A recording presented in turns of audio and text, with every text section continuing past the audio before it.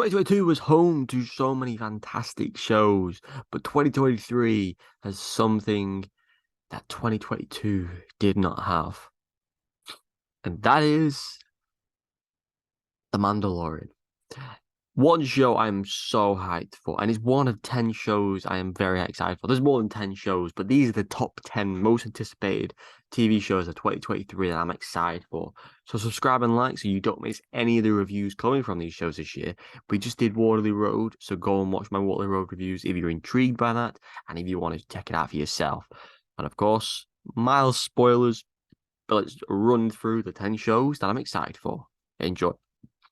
So, first show, and this is dropping within the next week. It's out next Thursday, and that is Vikings of Valhalla, a fantastic show. If you love the Vikings and Old England and all that jazz, you'll have an absolute blast. From great storytelling, visual settings, just the way they ended the show, the battle scenes, it was brilliant. It was pure magic, and I can't wait for the second season and the third season to drop next year. I think it's already filmed. That's why they get such quick release dates.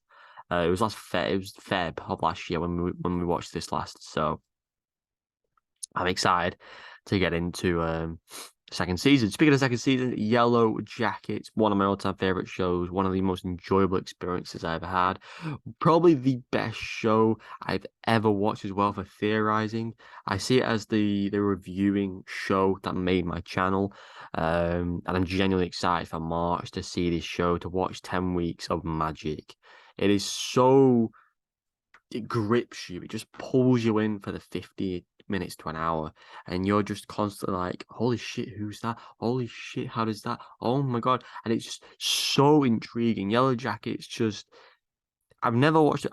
Weird thing is, I'll just quick story. I sat down one morning and I was like, I really want to watch a show that is just calls to me. I saw Ella Purnell was in it. I saw it was to do with football and obviously to do with like cannibalism and all that sort of stuff. That's not the bit I drew. But yeah, so much drew me in. I was like, oh my God, this is so cool. I love, like the plane crash idea of them being in the woods and a forest and then having to live off the land after being a football team, such a tight unit, but also having all these issues with each other, with the world. And I just loved everything about it. So season two, I'm so excited. And Elijah Wood's in it. I mean, he was probably one of the worst parts about Lord of the Rings. Not his acting, but Frodo was just very meh. But I'm excited. Season three of The Mandalorian is out this year. Easily one of the greatest things to do with Star Wars. Anyone who says Andor is better than this just literally knows nothing about Star Wars. And that's on a level because Mandalorian made Star Wars re-relevant. That's how you know Mandalorian is the best thing. And the guy on our screen, Pedro Pascal, who's about to be in The Last of Us, is appeared as Mando for the past 3 years. He was in Boba Fett. And we're going to see more of him and Grogu. So I'm fucking so over the moon. Pedro Pascal is one of the best actors on modern time because he's so diverse. He was in Last of Us, Mandalorian. You can see from the trailers, I think Pedro's going to do a good job, but we'll have to wait and see till the show's out. He's been in loads, just too many to list. Game of Thrones, obviously, is where we came across him first. Season 4 and the finale season of Never Have I Ever drops this year. One of my most enjoyable shows. It's such a comfort experience. I love all the characters. Paxton is such a likable and very well developed guy, and I'm excited to see how this show ends. Hopefully soon. The Last of Us is next on my list, and obviously everyone can get behind this. Pedro Pascal, Bella Ramsey, everyone's pissed off about their casting, but I'm excited. They're two good actors. Pedro, as I said, has been involved in a lot. I came across Bella Ramsey in The Worst Witch. She was in Game of Thrones, and I think she's a very talented actress. I mean, I saw some shit the other day that was just a bit like, why is that even being said about like how Bella looks? How people have been like attracted to Ellie for so many years because of her looks. Like Ellie's a kid, and it's just there's so much to it. It's like Bella's just there to one, get a paycheck, two, fulfill a role that's probably big for her if she's played the Last of Us games. And it's just another acting gig at the end of the day. Pedro, again, yeah, they've changed in many ways the ethnicity of Joel, but at the end of the day, if he could do the job right, he do the job right. I'm not saying I completely agree, but again, if I watch Pedro and go, boom, he's good. It's like when Ncuti Gatwa steps to the role of Doctor. I'm not saying he's necessarily the best pick, but people may hate him because it's the first black Doctor. You know, people hated Jodie because she was the first female Doctor. I was harsh on Jodie when she first stepped to the role, but she became amazing. There's so many times where people have the wrong opinion, but I think the thing is for me, have an opinion. You know, Pedro. Oh, he's I don't actually know I don't want to speculate where he's from. But he's got the same ethnicity as Joel from the games. People can clearly see that. You can indicate it. You know, Pedro has an accent, maybe like Puerto Rican, Mexican. I'm not even going to speculate. But watch the show. If Pedro does a fantastic job and can pull off the role of Joel and have that connection and the connectivity he had from the games, he's done a job. Same with the Doctor, same with Bond, whatever it may be. You know, people have double standards for things. If they like an actor and they went into the role, they'd be like, boom. You know, if it's Idris Elba for James Bond, people would love it. But he's black, so why does he get the? You know what I'm saying? It's. I hope people get behind The Last of Us, for the right reasons. They don't really focus on the ethnicity side or Bella not looking like Ellie because she can't look like a video game character. So, because I believe it was motion captured. So, and you're not going to cast the girl who plays Ellie because she's a lot older than Ellie in real life, hence why it's a video game. So, anyway, that is my little rant about the whole thing. Watch the show before you judge Pedro and Bella because they may surprise you because they are fantastic actors. The next show is Secret Invasion. This is no secret of mine, but MCU's been killing it. Everyone hates on it recently, but I think all the shows that I think what they've done with the intense increased schedule, they have delivered. And if you're sitting there going, they haven't delivered, you're going, they've produced over what, 10, 11 products in the last 2 years, and they've all looked quality. The storylines have been brilliant. Some moments have been iffy, yeah, but they've still been at a top level. No show could produce, no company could produce that many things in that short a period of time and produce on the level they have. You look at Black Panther, you look at Doctor Strange, you look at Thor, you look at Spider-Man, you look at Shang-Chi and Black Widow, Hawkeye, Falcon, Moon Knight, Miss Marvel, She-Hulk. There's been a few CGI slip-ups, there's been a few VFX slip-ups, but 95% of the time they get it right. And people still are not pleased with what they are putting out there. And I am pissed off with the MCU. Look at the DCU, they're not even producing anything proper. But you still have the audacity to complain about the MCU. With Kevin Feige is putting his heart and soul into this. He's getting writers and directors and producers and actors and cast and crew all in the right mindset to follow these scripts to build towards Secret Wars. And people keep going, I haven't got time. Well, you do have time.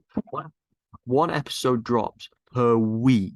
Per week. Everyone has an hour on a Wednesday. If you don't want to watch it and you don't have the time, that's all on you. Don't sit there and go, oh, I didn't watch those 6 weeks of Moon Knight. I didn't watch those 9 weeks of WandaVision. You didn't watch them because you're not interested.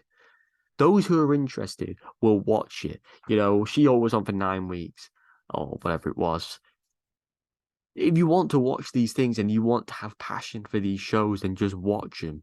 No one makes you go, oh, I didn't watch those 50 hours of them shows, but that's on you. So I said, oh, I haven't watched those 12 seasons of Big Bang Theory because you're not interested. But that's why you get into it. It's, and I won't mind, more people are staying at home these days because of COVID.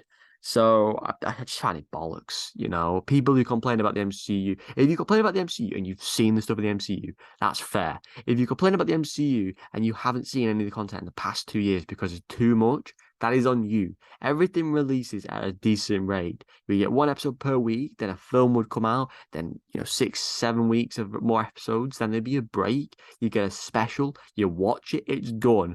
You get some shorts, you watch them, it's done.